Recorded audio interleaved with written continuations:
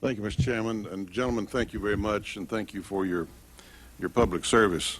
Mr. Tenet, I'd say to you that Homeland Security will make a difference if it ever passes. I was stricken by the proposition earlier by one of the questions that we should have accountability, and frankly, I agree with that concept. But I must say that if the type person in question was a part of the Homeland Security Department under current law, you could look forward to 1 year's notice of their deficiencies, several levels of appeal, several hours or days before appeal examiners, and an average of about 18 months before you could do anything with that person. Now, this is the Department of Homeland Security that we're debating right now, and we've just been told by the director of the CIA that we're about at the same level of concern as we were last summer, and we're debating issues like that as to how many levels of appeal someone should have, or whether or not the new office should have the flexibility to devise a new system that might have some semblance to this century.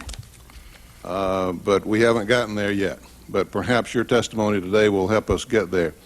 I might ask you, Mr. Tenet, in view of your analysis of where we are in comparison to last year, I take note of what I believe I recall is the level of warning out of the Office of Homeland Security, a yellow level, I believe, nationally. It doesn't seem that that's really consistent with what you said. Do you think the level should be higher, or are we talking about different things? Sir, I'm going to be, Tom Ridge and I will be meeting this afternoon. He's already taken measures in specific sectors where we're most worried about.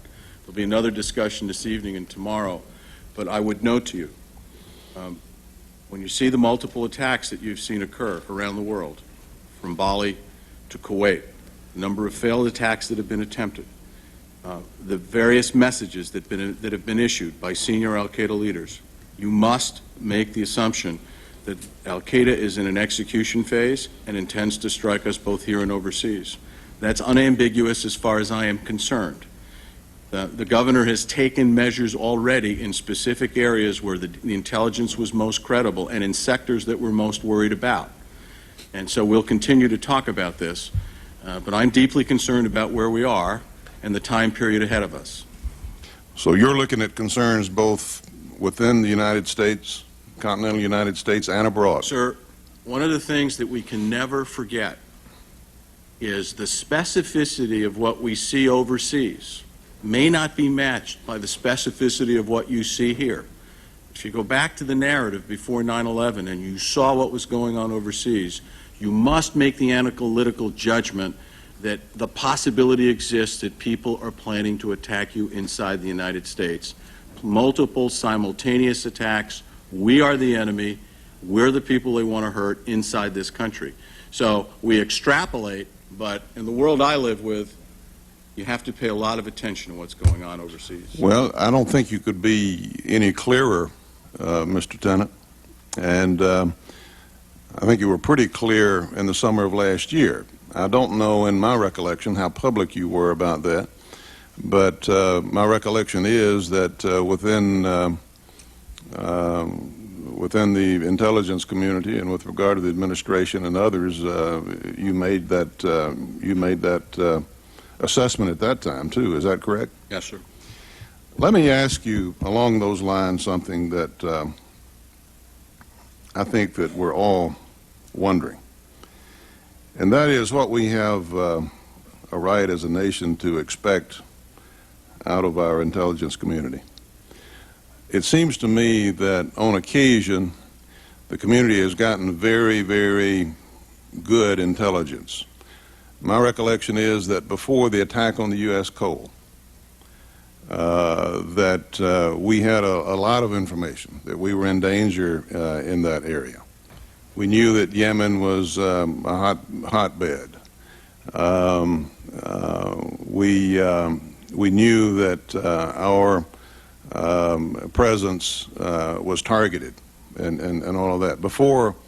Before September 11 of last year, we also had lots of information. In fact, had lots of patterns patterns, dots within a sea of patterns and dots, but yet there were some emerging patterns, such as New York, such as Washington, D.C., such as our infrastructure, such as airplanes, things of that nature.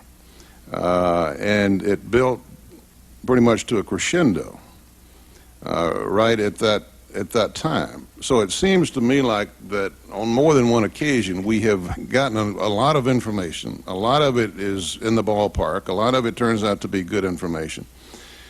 And that we've even been able to separate it out from all of the vast volumes of information that come in.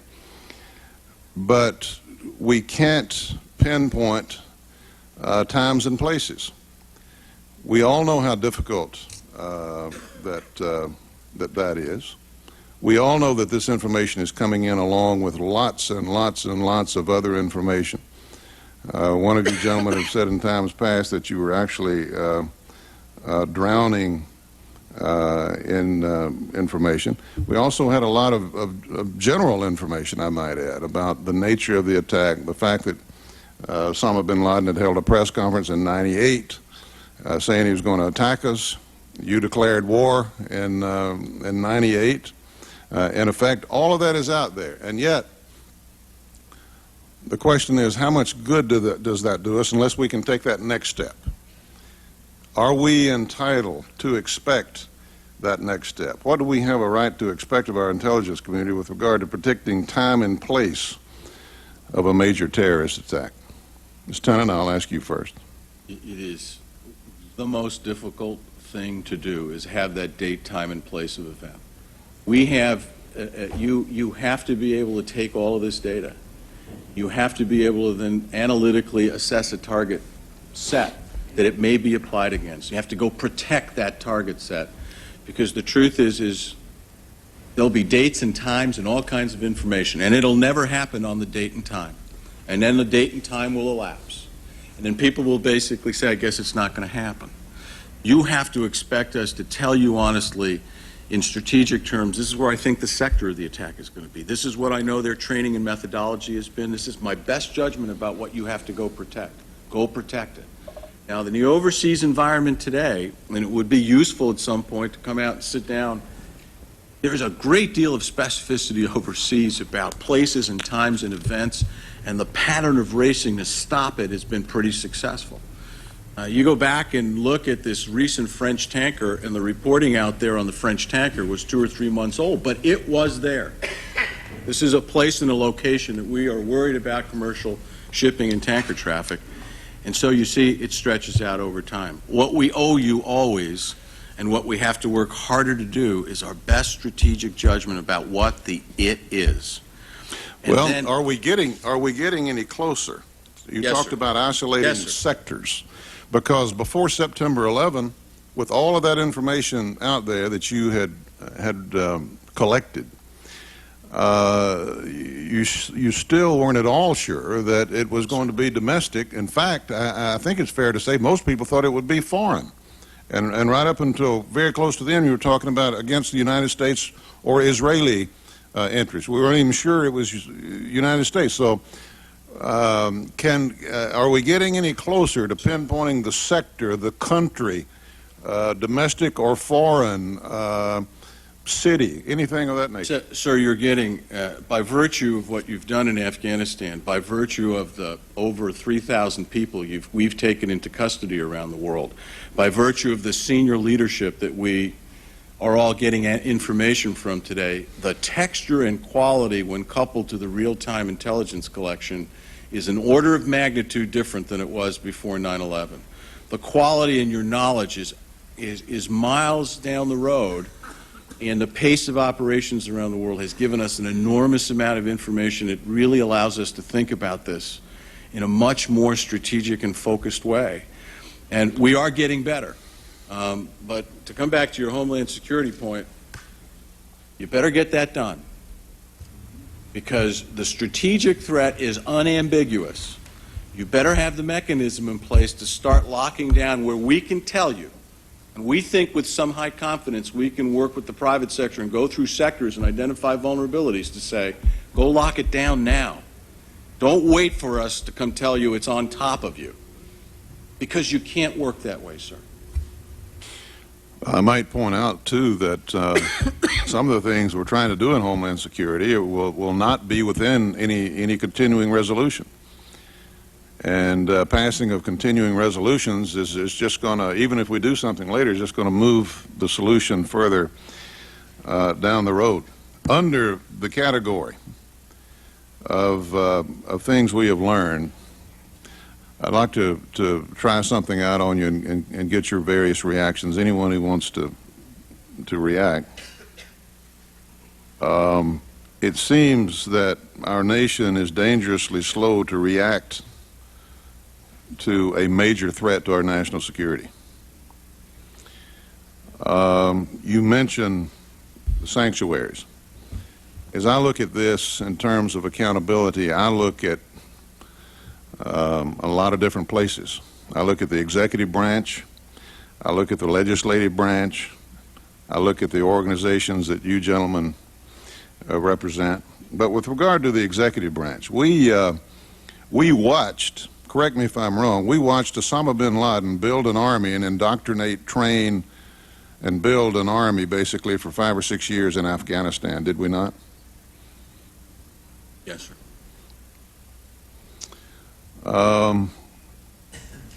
Can we, if we had a perfect intelligence community here, could we protect ourselves if we allowed sanctuaries such as that? No. No. Well, moving down a little bit further, we know that it's not just Afghanistan.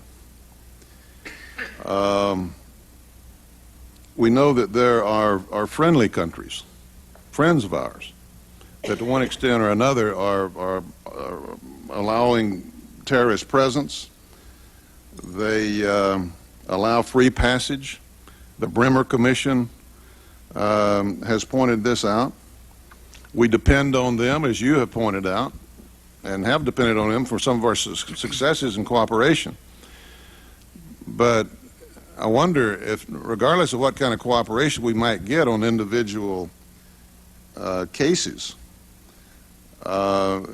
these so-called friendly countries or allies, can we fully address the problem until we convince those countries, many of them with growing Muslim populations? I'm not sure that that's going to reverse itself. Some of them under political pressures, until they start cooperating more with us. I noticed in 1996, Congress authorized the president to delineate these countries as not cooperating fully. I don't know that that's been really utilized at all. Can we give our friendly countries a pass on this? Are we inviting another level of sanctuary? While it might not be a country taken over, but it doesn't have to be in order to pose a big danger. Where do we stand on this? Sir, I would say that, number one, we do not have the luxury of basically walking away of any of these places and not continuing to press them to do better all the time. There's no alternative. So engagement is absolutely the key here. In the pre-9/11 environment, there were lots of people around the world who believed that this was all about either killing Americans or killing Israelis. It's not my problem. Okay? And everybody's mindset has now been transformed. And if you've got to do this with the carrot, and if there's a stick, you have to have a stick. But we have to stay engaged in places where you could, we could be 100,000 people all around the world. You need to get into those places and have those societies change their laws. And there are a series of policy questions here, sir, as well, in terms of how the transformation of these societies occurs so that they don't remain as feeding grounds of terrorists, but you've got to engage. Well, let's move to Congress. It seems to me that we have had national intelligence estimates at least since the mid-'90s telling us about our vulnerabilities, mentioning the vulnerabilities of places like Washington, D.C. And New York. We've had various commissions talk about this. We've been very slow to react. While some individual voices, I remember Senator Lugar back during his presidential campaign in the mid-'90s was talking about these things. Nobody paid any attention to those things. National security issues were like 3% in the public opinion polls. And we responded, both branches of government responded accordingly. You mentioned our history in terms of appropriations, and I wish you could clarify, perhaps all of you gentlemen, this issue a bit for me. I look at these charts that you have there, and I see Chart 3, I believe, counterterrorism money appropriated to the intelligence community, and I know we can't talk about real numbers here. I don't have charts. You got the big supplemental in '99. Sir? Yes. I don't have your charts, but... Well, let me generalize. I think you'll agree with me. It looks like for the intelligence community, generally speaking, there's been an upward trend in terms of counterterrorism money. I think you acknowledged that earlier. The CIA, I look from the last decade, your appropriation has been at least as much as your request, and about every year. 95 was an exception. A lot of years, your appropriation was more than the request if you include supplementals in the later year. Is it a fact that intelligence appropriations in general have been going down while counterterrorism funding has been going up? And if so, what are we to make of that? Does that mean that we should not have been hamstrung in any way in terms of our counterterrorism efforts? Were you robbing Peter to pay Paul? Does that mean that while we're all focused on counterterrorism issues, that there are some extremely important things out there not being done that may turn around and bite us in future years? What are these numbers? What are we to take from these numbers? Well, it means all of those things. The other thing that I would take from those numbers is when you look back and reflect on where this all started, we had to do 3 or 4 things simultaneously. One, you had to pursue this target and the other targets that you say are important, and indeed are important. You had to fix your infrastructure, you had to grow your workforce, and you had to resuscitate, in our case, you had to resuscitate your human intelligence capability, because the peace dividend in the 90s basically said, we're not doing this anymore.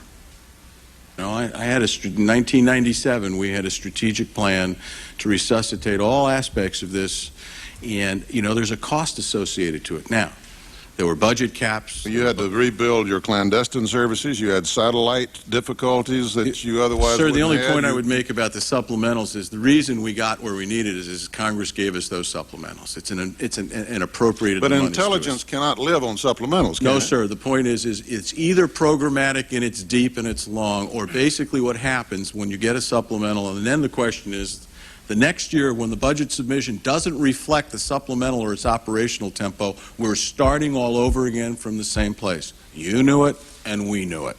Is not conducive to long-range planning. No, sir. Moving to your own agencies, you've talked about, we've talked about the deficiencies. I think one of the greatest concerns that we have in looking forward and trying to decide where we need to make our improvements still has to do with the gaps. You know, it's interesting that there are some memos, some public, some not public, that indicate that each of your agencies have had outstanding people doing outstanding work, and we're right on the money, and we're pulling things together the way they should and drawing conclusions they should have drawn. But some cases wasn't disseminated properly, some cases wasn't handed off to the right people, et cetera, et cetera. We know the story, but it's not like that there are not individuals out there that are incapable of doing this. It seems to be a systematic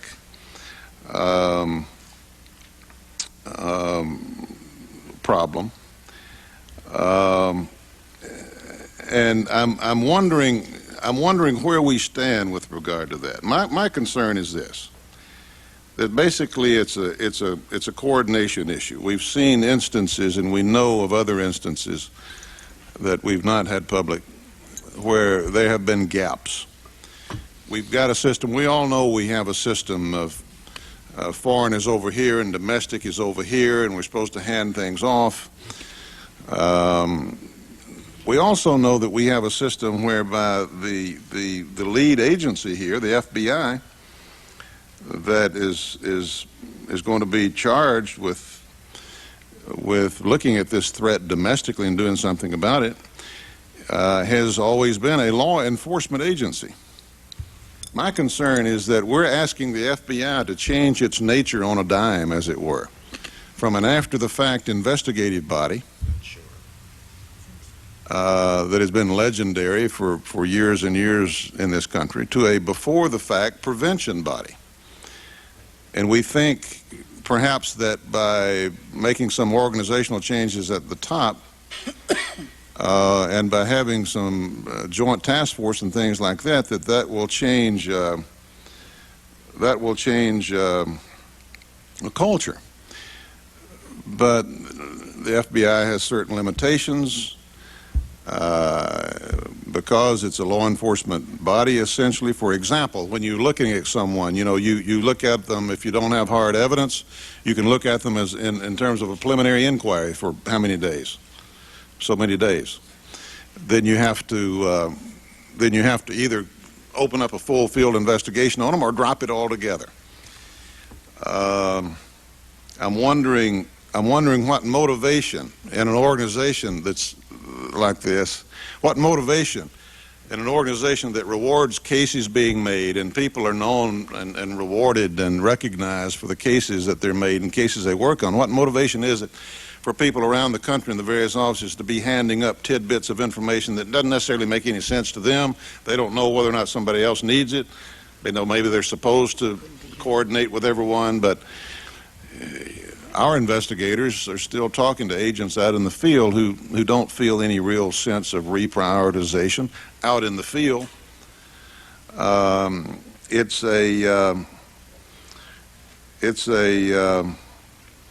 a culture. It's not necessarily, I'm convinced that it's not a matter of turf as such. It's not a matter that people deliberately try to keep things from people.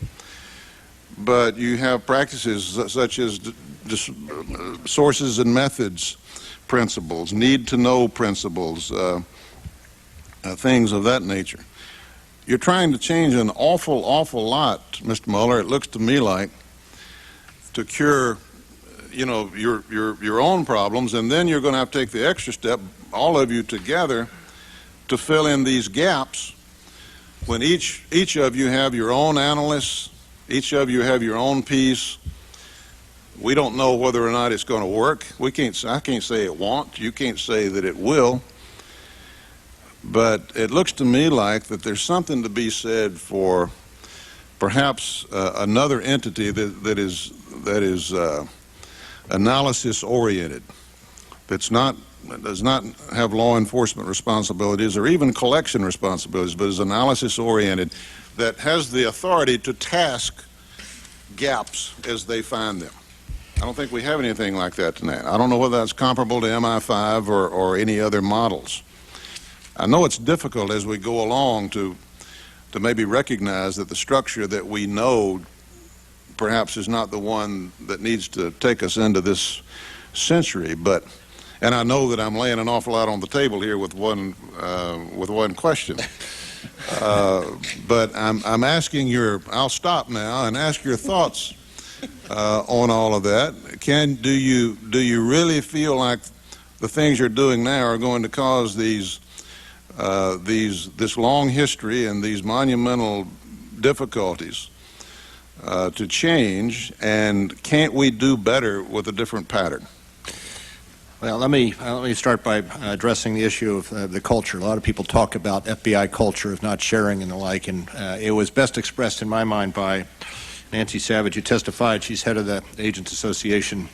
She testified with appropriations last year, and on the issue, she said the FBI culture is one of hard work, dedication to the citizens of this country, and excellence in its endeavors, which I think is the best I've heard in terms of FBI, describing the FBI culture. Let me start from distinguishing between collection and the analysis. I would be the first to concede that we have not done a good job in analysis. We have not had either the technology nor the analytical cadre of individuals that we have needed to do the analysis and which you're describing. I'm not certain that a separate agency would satisfy that. In fact, I think it would institutionalize that which we're trying to prevent, and that is compartmentalization. Because I absolutely believe that the analytical cadre that is looking at the facts ought to have the tasking ability, ought to have integration with the tactical analysts as well as the agents so that they become familiar with the information that they're getting and digesting and upon which they are doing the analytical piece. You look at an FBI agent, one FBI agent is good. An FBI agent is good at doing investigations. And those investigations can be in counterintelligence. We've done those for a number of years, where you run a counterintelligence investigation in trying to determine what attack the Russians or some other country is trying to make on our infrastructure. But this is a different deal, isn't it? I mean, we know now that we're dealing with a different kind of enemy that lies there perhaps for years secretly planning, that we've not been able to necessarily infiltrate very much. Isn't that a different situation we're facing? No, you're looking at it from the intelligence point of view. And how do you expand on your knowledge of the persons? You don't arrest them right away because you want to find out who else is in that network. Turn them against each other. And that is something that we've been doing for a number of years. But as collectors, I think the FBI agents are the finest collectors of intelligence in the world. Now, one of the things that we have to do, and I think is changing since September 11th, is for agents who are very good in the criminal sphere to look at a piece of information and not run it through the sifting that you do to determine whether it would be admissible in court. In other words, is it hearsay? Well, I'm going to thrust it aside. Do I lack a foundation, and therefore I'm going to disregard that? And we are changing to have everyone in the organization understand that a piece of information is a piece of information that has to be put into a matrix and looked at as a whole. But in terms of the collection, I don't think they're any better around. And to set up another institution to do collection with the United States is fraught with difficulties, in my mind. You then would have another institution that is developing sources in the community.